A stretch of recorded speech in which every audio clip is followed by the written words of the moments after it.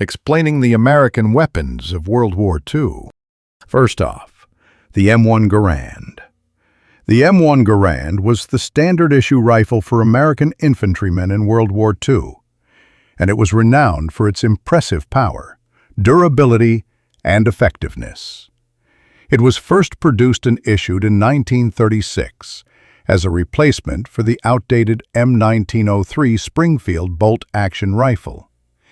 It shot a .30-06 round, which was, and still is, one of the most powerful rifle rounds ever produced, far more powerful than the modern M4A1 rifles chambered in .556 NATO used by American forces today. It was equipped with adjustable iron sights, an internal magazine, and 8 rounds of ammunition packed inside an en-bloc clip, which is a type of clip that stays in the internal magazine to feed the rounds, rather than a stripper clip that works by guiding the rounds into the internal magazine, then being thrown away. This en-bloc clip is particularly well known for its captivating ping sound that occurs whenever the clip is ejected, which sounds like this. Overall, the M1 Garand was an amazing rifle that was well-liked, continued to serve into the Korean War, and created a sense of American nostalgia. The M1A1 and M1928 Thompson submachine guns.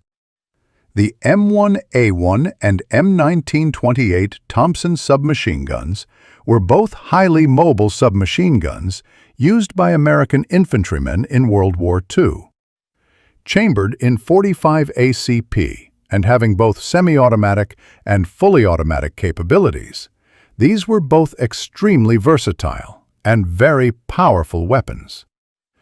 The difference between the M1928 and M1A1 Thompsons is that the M1928 featured a closed-bolt cycling mechanism, while the M1A1 Thompson featured an open-bolt cycling mechanism, which was far simpler and easier to maintain than the previous option. The M1928 had a cyclic rate of 600 to 725 rounds per minute, while the M1A1 Thompson was slightly higher at 700 to 800 rounds per minute. This extremely high rate of fire earned it a few nicknames which we will get to later.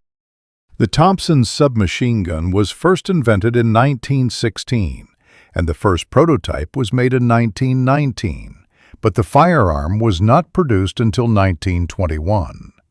This weapon quickly gained a controversial reputation, as it was very often associated with American gangster and mafia culture rather than military culture, or in some cases, police culture, as it was sometimes marketed as the anti-bandit gun in an attempt to disassociate it from organized crime. It earned many nicknames, some notable ones being the Chicago typewriter, the trench broom, and most famously, the Tommy gun. There are also some visual differences between the military Tommy and the gangster Tommy. While both Thompson variants were used as gangster Tommies, the true distinctions were the firearm's accessories. The military Tommy typically featured a horizontal foregrip, a stick magazine, and a plain barrel end, while the latter typically featured cooling fins, a drum magazine, a vertical foregrip, and a compensator. The M1 Carbine. The M1 Carbine was the most produced American firearm of World War II and was developed as a solution to some of the problems that the M1 Garand created. You see, the M1 Garand was excellent for medium to long-range combat, but was less than ideal for close-quarters urban combat. It was heavy, hard to maneuver quickly, and was more powerful than strictly necessary. To fix this issue, the M1 Carbine was created. A carbine is a firearm similar to a lightweight rifle, but with a shorter barrel. The M1 carbine was chambered in .30 carbine, less powerful than the .30-06 that the Garand was chambered in, but still over twice as powerful as the .45 ACP that the Thompson submachine gun was chambered in. The carbine had a detachable box magazine rather than the Garand's internal magazine, had a magazine capacity of 15 to 30 rounds, and was half the weight and significantly shorter than the Garand. The M1 carbine was first designed in 1941 and put into mass production in 1942. It had three variants: the standard M1 carbine with a full wooden stock, the M1A1 carbine with a foldable wire stock and designed for paratroopers, and the M2 carbine, which was fully automatic. The Browning Automatic Rifle. The Browning automatic rifle was a fully automatic rifle chambered in .30-06 that first saw action in late 1918 during World War I.